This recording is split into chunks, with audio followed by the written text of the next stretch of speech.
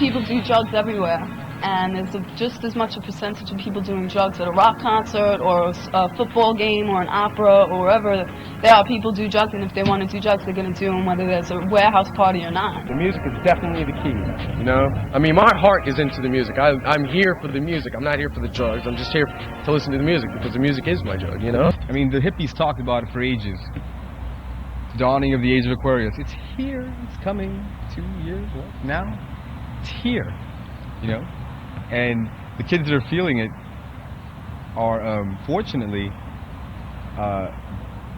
abused to the point where they have nothing else to do but believe in something else, because the country and the world has been so abused that it's just gotten to the point where it's just so miserable that it's like nothing you can do to it except listen and be reborn.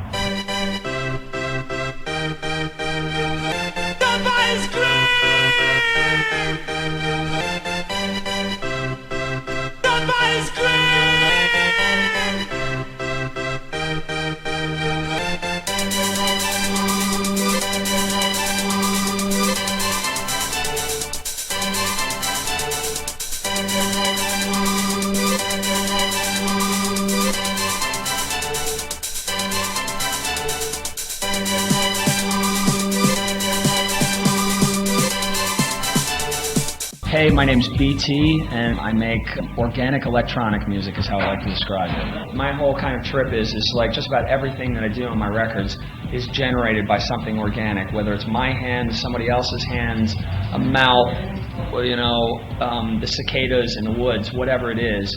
You know what I mean? That it's generated by something natural. I have a headset that's a dual hemisphere electroencephalograph made by a company called IBVA, and what it is it's a dual electrode brain scan machine. It reads your brainwave activity. So I'll wear this while I'm working on music a lot of time and scan my own brain states and see what the kind of states that it puts you in when you're making music. And I actually have been experimenting with using it as a MIDI controller because all of the parameters in it you're able to output as continuous controller messages in real time. So I eventually want to use this headset to control lighting rigs, to control visual imagery, to control filter sweeps on my synths for live. It's more about learning how to use it, if you know what I mean. It's like, you know, experimenting with in training to certain brain states. One of my sort of hobbies is I've done a lot of research on photic and auditory driving, and what people do is they entrain to that particular brain state that they're being stimulated with, either by photic flashing or by auditory sound. This goes back to, I mean, like indigenous rituals performed by shaman in the Peruvian Amazon and stuff. They would beat a drum at a certain number of wave cycles per second, usually 4 to 6 wave cycles per second, which is in brain state, which is theta brain state, which is a very creative brain state.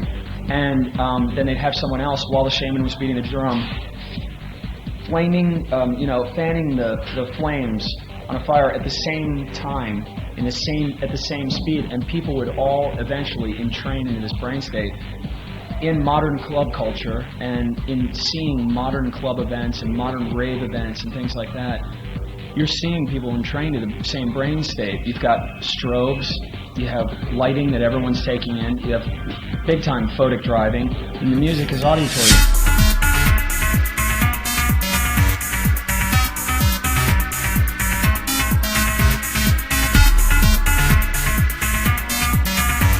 That's why people get so excited at a rock concert and tear up the seats. It's nothing to do with the fact they like Elvis.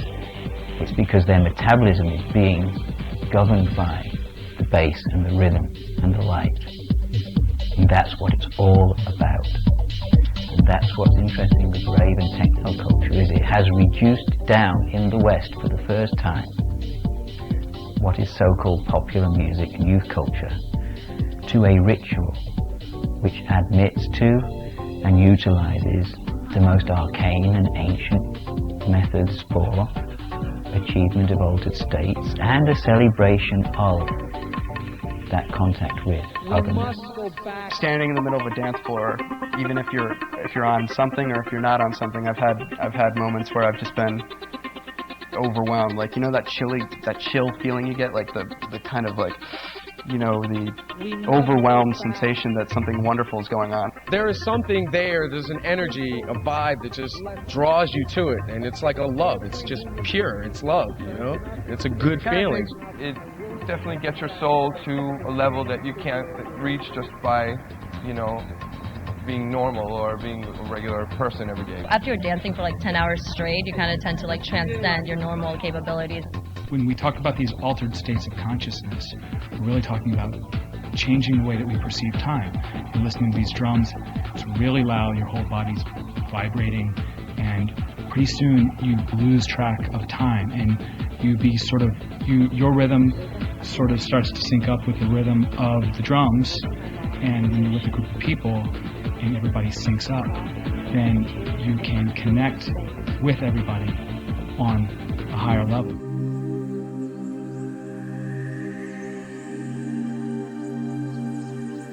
Jesus and the apostles used to do dance ritual, and they used to embody spirit through dance. And the Last Supper was not about sitting down around a table and breaking host, it was about getting together and dancing.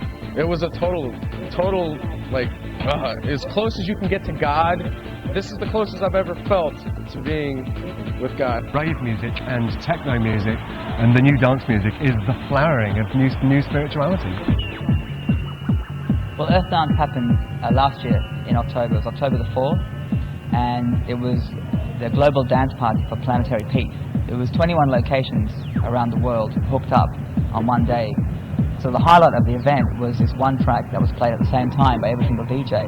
So all dance floors would synchronize, make an ambient track, so it's just like a linking track, an ambient link with a prayer in it.